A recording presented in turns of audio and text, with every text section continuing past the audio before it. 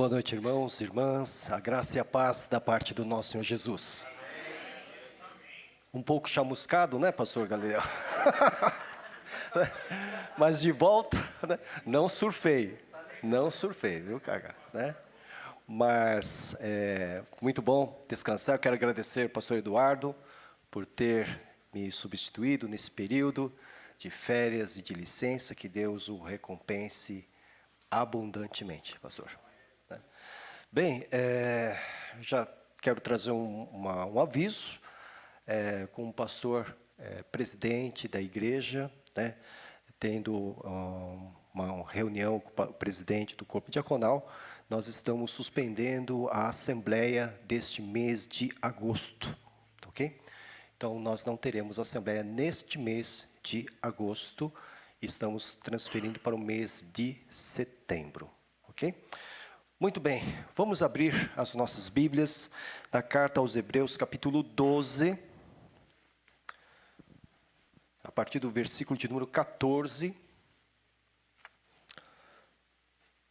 Eu quero falar sobre seguindo o caminho da santificação. Seguindo o caminho da santificação. Na minha versão está assim: esforcem-se para viver em paz com todos e para serem santos. Sem santidade ninguém verá o Senhor. Cuidem que ninguém se exclua da graça de Deus, que nenhuma raiz de amargura brote e cause perturbação, contaminando muitos. Que não haja nenhum imoral ou profano como Esaú, que por uma única refeição vendeu os seus direitos de herança como filho mais velho. Como vocês sabem, posteriormente, quando quis herdar a bênção, foi rejeitado e não teve como alterar a sua decisão, embora buscasse a bênção com lágrimas. Até aqui. Seguindo o caminho da santificação. Quando a gente fala de seguir, nós temos algumas pressuposições. Que há um ponto de partida, porque eu estou seguindo o caminho, há um ponto de partida, e para nós cristãos, há um ponto de chegada. Seguindo o caminho da santificação também implica em uma outra coisa, que nós não paramos, nós caminhamos, estamos seguindo, estamos indo. Implica também a ideia de não desistir. Né? Entre nós cristãos, crentes em Cristo Jesus, nós bem conhecemos a palavra de Jesus quando diz que aquele que põe a mão no arado e olha para trás não é digno do reino de Deus. E o arado só pode ir adiante, ele não tem ré, só pode ir adiante. Então nós só podemos ir adiante. E aqui na carta aos Hebreus, cujo autor nós desconhecemos, ele traz essas palavras logo depois daquele capítulo 11, que é o capítulo da galeria dos heróis da fé. E vocês vão perceber que a vida de um crente, de um cristão, não é uma vida fácil. Não é uma vida que é anunciada aí na televisão, na rádio, né, da teologia da prosperidade. Não é uma vida fácil. Se não, vejamos, no capítulo 11, né, nós lemos, a partir do versículo 32, quando ele fala toda aquela lista, né? Que mais direi? Não tenho tempo para falar de Gideão, Baraque, Sansão, Jefité, Davi, Samuel e os profetas, os quais pela fé conquistaram reinos, praticaram a justiça, alcançaram o cumprimento de promessas, fecharam a boca de leões, apagaram o poder do fogo, escaparam do fio da espada, da fraqueza tiraram força, tornaram-se poderosos na batalha e puseram em fuga exércitos estrangeiros. Houve mulheres que pela ressurreição tiveram de volta os seus mortos.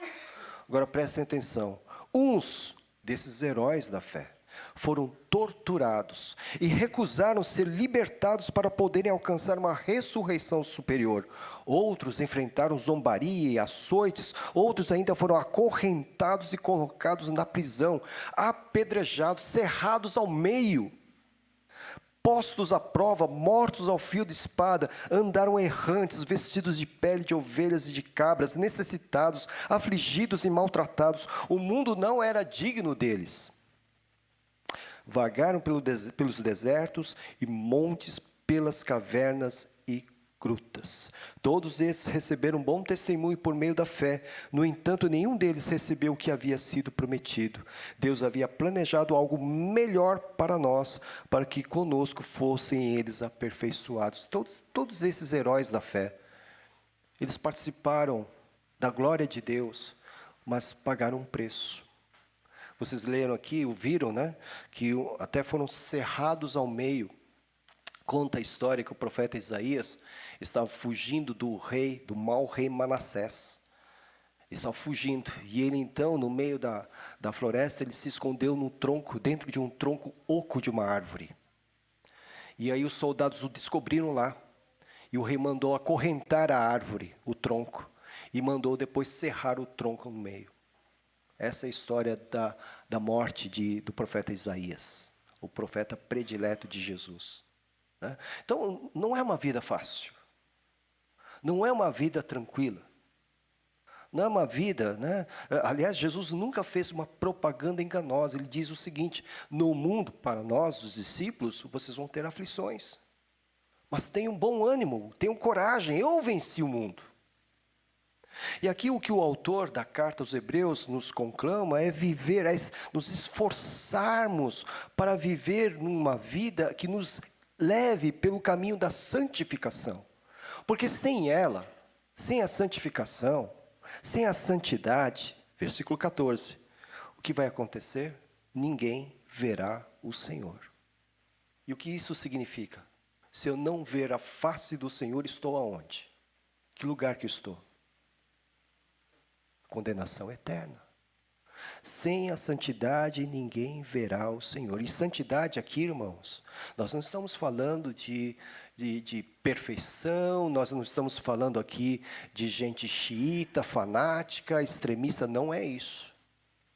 Quando a gente entrega o nosso coração a Cristo Jesus, nós tomamos uma decisão de abandonar o nosso velho estilo de vida e viver uma nova vida com Cristo. Aliás, o Espírito de Deus promove essa transformação em nós.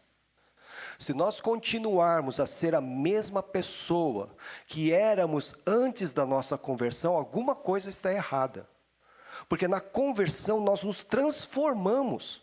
Não nós, mas o Espírito de Deus que agora habita em nós, promove uma transformação radical. Como disse Paulo, quem está em Cristo, nova criatura é. As coisas velhas para trás ficaram, tudo se fez novo. Somos novas criaturas, transformadas. E sendo novas criaturas, ainda assim nós estamos enfrentando as lutas da nossa carne, das nossas paixões. Paulo vai nos ensinar isso lá em Romanos capítulo 7. Depois você pode conferir em casa. Nós temos as nossas tensões, porque ainda somos pecadores, redimidos pelo sangue de Jesus, mas ainda enfrentamos a nossa natureza pecaminosa. Por isso o autor diz, esforcem-se. Tem que ter o nosso lado, tem que ter o nosso esforço. Esforcem-se. Tem que ter a nossa parte, o nosso compromisso. Porque caso contrário, nós não veremos a Deus. Isso é trágico para muitos de nós. Muitos que veem a fé cristã e na primeira dificuldade, no primeiro obstáculo, acabam desistindo. Acabam abandonando a fé. A carta dos Hebreus foi escrita para judeus cristãos que estavam abandonando a fé por causa das perseguições, por causa das pressões da vida. Estavam abandonando, estavam voltando para seu velho estilo de vida, para a sua antiga fé que era o judaísmo. É por isso que o tema da carta dos Hebreus é Cristo é superior. Vocês estão voltando para algo que é inferior, o autor está dizendo. Cristo é superior, por que vocês estão abandonando? E esses judeus cristãos estavam abandonando por causa das perseguições, por causa dos problemas e das aflições. Isso nós percebemos até nos dias de hoje.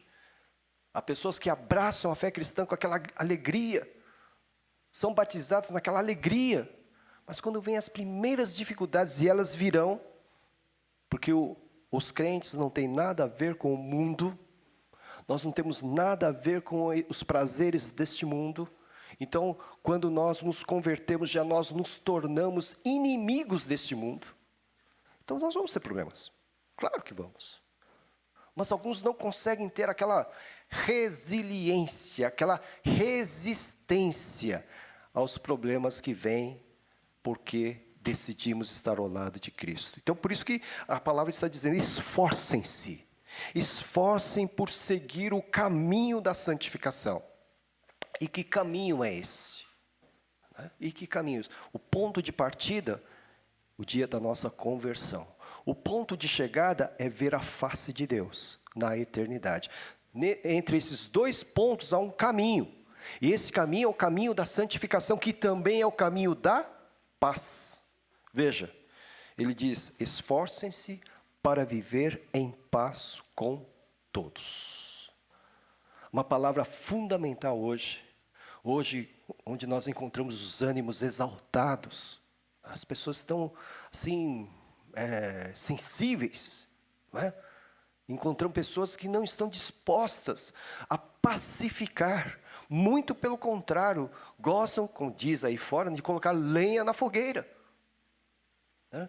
Quando nós lembramos o Sermão do Monte, nós lembramos que bem-aventurados são os pacificadores, porque eles serão chamados do quê? Filhos de Deus. Esforcem-se para viver em paz com todos. O caminho da santificação é o caminho da paz. Ao invés de buscarmos ali o conflito, ao invés de buscarmos ali a agitação, nós temos que buscar. Nós, eu estou me colocando aqui, primeira pessoa do plural, não estou falando vocês, estou falando nós. Buscar a paz, e a paz com todos. Paulo, na sua carta aos Romanos, no capítulo de número 12, ele nos ensina, versículos 17 seguinte. Veja, esse é o caminho da paz, que também é o caminho da santificação. Não retribuam a ninguém mal por mal. Procurem fazer o que é correto aos olhos de todos. Façam todo o possível para viver em paz com todos. Façam todo o possível para viver em paz com todos. Amados, nunca procurem vingar-se, mas deixem com Deus a ira, pois está escrito, minha é vingança, eu retribuirei. E diz o Senhor, ao contrário, se o seu inimigo tiver fome, dele de comer, se tiver sede, dele de beber, fazendo isso, amontoará brasas vivas sobre a cabeça dele. O que acontece? Quando você, ao invés de retribuir o mal do seu inimigo com o mal, você retribui com o bem, você deixa ele envergonhado. E quando a gente fica envergonhado, a gente fica com o rosto vermelho, né? Geralmente, a maioria de nós, né? Com o rosto, a não ser que seja cara de pau, né? Mas geralmente a pessoa fica com o rosto vermelho. Isso que é amontoar brasa sobre a cabeça de alguém. Você vai deixar ele envergonhado. O inimigo vai ficar envergonhado, né? Não se deixem vencer pelo mal, mas vençam o mal com o bem. Então, o caminho da santificação, segundo o autor da carta aos Hebreus, é também o caminho da paz, dos pacificadores, como nós acabamos de ler. Esforcem-se para viver em paz com todos. Ser santo não é ser perfeito. Ser santo é ser separado por Deus e para Deus. Não é viver de acordo com o mundo, mas de viver de acordo com a vontade de Deus, em que pesem as nossas dificuldades para cumprir a vontade de Deus. Porque lembrem-se, sem isso, sem o caminho da santificação, nós não veremos a face de Deus. Né? Bem-aventurados os puros de coração. Por quê? Porque verão a Deus. Sermão da montanha. Então veja, o caminho da santificação é o caminho da paz, é o caminho dos pacificadores, é o caminho daqueles que serão chamados filhos de Deus, é o caminho que me leva a buscar a paz com todos, porque a paz de Deus, antes de tudo, a paz de Deus habita no meu coração, e a paz de Deus que vem pelo Espírito de Deus é a paz que excede a todo entendimento. Jesus disse, a minha paz eu dou a vocês. Não como o mundo dá, mas a minha paz eu dou a vocês. E então essa paz que deve orientar o meu comportamento, as minhas reações, o meu relacionamento com o próximo, com o irmão na igreja, com as pessoas lá fora. É essa paz que deve orientar, portanto, os meus relacionamentos. O caminho da santificação também é o caminho que me leva ao encontro com Deus, como eu acabei de dizer, né? Como ele disse, esforcem-se também para serem santos. Esforçar-se para ser santo. Olha só, esforcem-se para serem santos, porque sem santidade ninguém verá o Senhor. Então veja, no final dessa caminhada, no final desse caminho, nós vamos ter um encontro. Um grande encontro. E como é que eu me encontrarei com Ele? Como Ele olhará para mim? Como eu olharei para Ele? Há, portanto, a necessidade de manter a santidade. E manter a santidade é fazer a vontade de Deus. E fazendo a vontade de Deus que está revelada nas Escrituras, é provar também que nós amamos a Cristo Jesus. Jesus mesmo disse isso: aquele que me ama, obedece a minha palavra, ouve a minha palavra. Se você me ama, tem muita gente que diz, eu amo a Jesus, mas você olha para a vida da pessoa, a pessoa está completamente fora da vontade de Deus. Como é que ela pode realmente amar a Jesus, se na prática ela vive de uma outra maneira? Aquele que ama o Senhor, ouve a sua palavra, guarda a sua palavra, obedece a sua palavra. E como é que eu posso me manter santo? Sou pecador, Paulo era pecador, todos nós somos pecadores, erramos, falhamos, tropeçamos. O que faremos então? Perdemos então o ponto de chegada? Não. O apóstolo João nos ensina que se confessarmos os nossos pecados, Ele é fiel e justo para perdoar os nossos pecados e nos purificar de toda injustiça. 1 João 1,9. Nós vamos tropeçar, nós vamos falhar. Nessa caminhada na direção de Deus, nesse caminho da santificação, nós vamos falhar inúmeras vezes. Inúmeras vezes. Mas se confessarmos os nossos pecados, Ele é fiel e justo para nos perdoar e nos purificar. O caminho da santificação, portanto, é o caminho da paz e é o caminho que me leva ao encontro com esse Deus Redentor. Esse é o objetivo da minha vida. O objetivo da minha vida não é ter imóveis. O objetivo da minha vida não é ter um grande emprego. O objetivo da minha vida não é ter fama. O objetivo da minha vida não tem nada a ver com esse mundo. O objetivo da minha vida é ver a face do meu Redentor. E para que isso aconteça, eu tenho que seguir pelo caminho da santificação. Não tem atalho. Não tem qualquer outro caminho. Só há esse. E Jesus foi muito claro: eu sou o caminho, a verdade e a vida. Terceiro lugar, o caminho da santificação, portanto, é o caminho da paz, é o caminho que me leva ao encontro com Deus, e é o caminho também das escolhas certas. Das escolhas certas. Veja o exemplo que ele traz aqui, o exemplo de Esaú. Esaú, irmão gêmeo, não idêntico de Jacó, né? Então, Esaú era o filho predileto de Isaac. Jacó era o filho predileto de Rebeca. E havia ali uma competição entre os irmãos, né?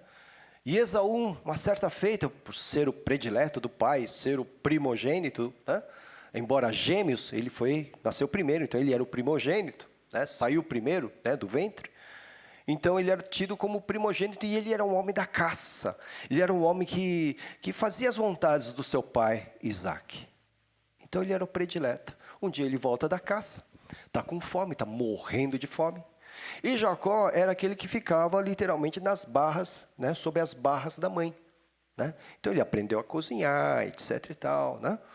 E devia ser um bom cozinheiro, né? E aí naquele dia ele fez um prato de lentilhas. E o rapaz estava morrendo de fome, né? E aí ele chega ali, ele vê, eu quero isso aqui. E aí Jacó, então, muito esperto também, fala, você quer? Então, vamos fazer o seguinte, vamos fazer um negócio. Você me vende a sua primogenitura e você então pode comer o prato de lentilhas. Aí Esaú falou, O que eu vou fazer com a primogenitura? Eu vou morrer de fome só por causa da primogenitura? Não me dá isso aí, né? Fica sendo você o primogênito. Mas o que passava na mente de Esaú? Não estava nas mãos de Jacó a reivindicação de ser primogênito, mesmo vendendo o prato de lentilhas. A decisão final era de Isaac, então ele estava garantido. Então, o tonto do irmão dele ia perder o prato de lentilhas e ia também perder a primogenitura. E ele tratou isso de uma forma muito banal. Não era importante para ele ser o primogênito. Ele tratou isso de qualquer jeito, né? Então fez a escolha errada. E depois, quando a história realmente se concluiu, e ele viu que tinha perdido a grande bênção, o texto diz que ele chorou, pediu para que isso pudesse ser acertado, para que isso pudesse ser alterado, não conseguiu, embora buscasse a bênção com lágrimas. Fez a escolha errada. Ele tratou isso de uma forma muito banal. Nós podemos incorrer nesse erro? Podemos. Nós somos filhos e filhas de Deus. Nós somos herdeiros e co-herdeiros com Cristo. E muitos de nós estamos vendendo a nossa primogenitura por um prato de lentilhas oferecido por este mundo, por este século. Sabe aquele espírito do que é que tem, né? Então, eu sou crente. Você é crente? Mas por que você não experimenta isso? Não faz isso? Não está comigo com isso? Coisas que esse mundo está oferecendo e por causa desse prato de lentilhas nós rejeitamos, nós banalizamos a nossa posição de filhos e filhas de Deus. As escolhas erradas levam-nos a sofrer as consequências. Em Gálatas capítulo 6, o apóstolo Paulo, no versículo 7, diz, olha, não se deixe enganar, de Deus não se zomba. Aquilo que o homem semear, isso ele vai colher. Se eu for atrás das ilusões desse mundo, das tentações deste mundo, não se deixe enganar. Você vai colher os frutos daquilo que você semeou. É uma lei espiritual. As escolhas, então, elas precisam ser certas. Se eu realmente quiser ver a face do meu Redentor, o caminho da santificação é o caminho das decisões, das escolhas certas. Embora isso possa significar algum sofrimento para mim, embora isso possa significar algum tipo de marginalização, exclusão da minha pessoa. Estou sendo cancelado no Facebook, estou sendo cancelado no Instagram, porque eu tomei a decisão de me permanecer fiel no caminho da santificação. Tem um preço. Tem um preço. Antes ser cancelado numa rede social do que ser cancelado pelo Rei Eterno. Antes. Tem gente que pesa essas coisas. Não, pelo amor de Deus, eu não posso. Como é que fica o meu currículo, né? Como é que fica? O meu perfil? Não. Se decidir ao lado de Cristo, exige-se que eu rejeite coisas deste mundo, e com isso as consequências de ser excluído deste mundo, que seja assim. Acabei de ler aqui a galeria dos homens da fé, das mulheres e homens da fé, torturados, zombados, perseguidos, cerrados ao meio. Mas onde estão eles hoje? Olhando para a face do seu Redentor. Alguns dizem, não, mas então seguir a Cristo é uma coisa muito difícil, né? Como disseram a Jesus os discípulos quando viram que aquele jovem rico, né, ele decidiu não vender as suas coisas, né, porque ele tinha feito tudo, né? Você se lembra disso, né? Ele chega para Jesus, ele diz, bom mestre, né, o que precisa ser feito para eu entrar no reino de Deus? Né? Você me chama de bom?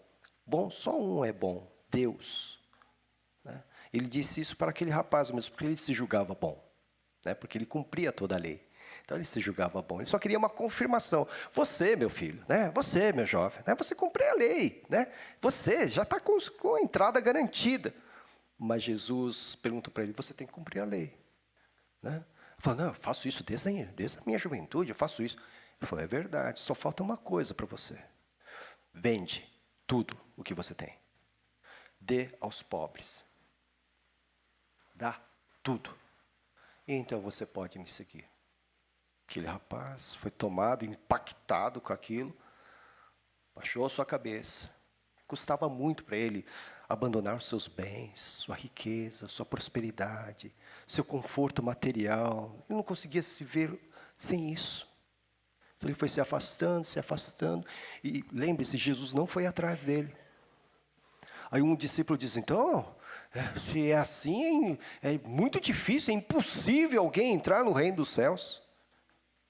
E Jesus disse, para Deus nada é impossível.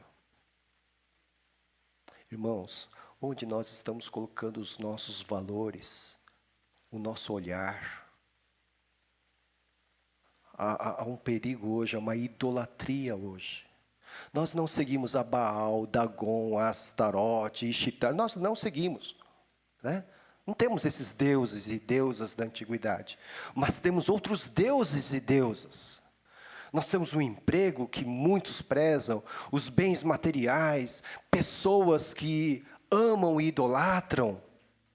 Há outros deuses, há outros ídolos que nós precisamos abandonar, se quisermos permanecer no caminho da santificação. E lembrando que no caminho da santificação, e somente através do caminho da santificação, é que veremos a face do nosso Senhor. Eu não sei como é que você está com o Senhor Deus hoje. Eu não sei em que pé está a sua caminhada nesse caminho que é Cristo Jesus. Quero convidar a você, mesmo você que me assiste, para que separe esse momento, um momento breve, de confessar. Senhor, estou distante. Eu tenho me preocupado muito mais com as coisas deste mundo, com as pessoas deste mundo, do que contigo. Eu tenho caminhado e muitas vezes tenho esquecido que há um ponto de chegada, que eu não vou caminhar eternamente, mas que há um ponto de chegada, e nesse ponto de chegada tem que ter um encontro, e nesse encontro eu tenho que ver a face do meu Redentor. E eu estou entendendo que pela exposição da palavra hoje, que sem santidade, sem viver uma vida de acordo com a vontade de Deus, em que pesem as minhas fraquezas, as minhas vulnerabilidades, se não viver em santidade, eu não verei o Senhor. Me ajuda, Senhor. É o momento da confissão. Me mostra, Senhor, onde é que estou falhando. Se não com o próximo, que é a tua imagem e semelhança. Onde estou falhando contigo. Onde eu não tenho promovido paz. Onde não tenho representado o Senhor na minha vida. Como alguém que foi separado, santificado pelo teu Santo Espírito. Me mostra. E principalmente, me perdoa.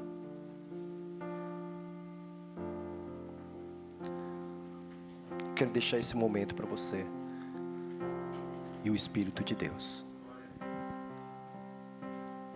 Baixe sua fronte. O Deus Santo, Santo, Santo, Senhor dos Exércitos, está olhando para o seu coração agora.